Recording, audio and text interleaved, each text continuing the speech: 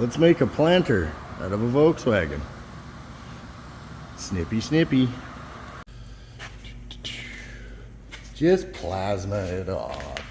It's a planter, whatever. Just zip it off with the plasma.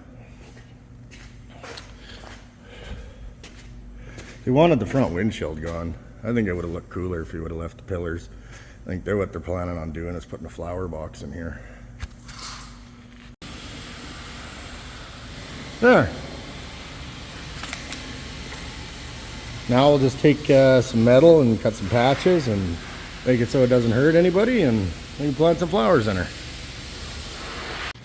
And yeah, that's how you make a Volkswagen Beetle into a planter. I think the customer will build a box inside here. Kind of have flowers and stuff in it.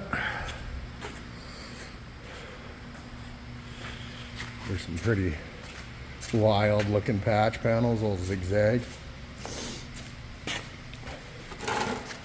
It'll work though, no sharp edges. Nothing too fancy. Alright, stay tuned.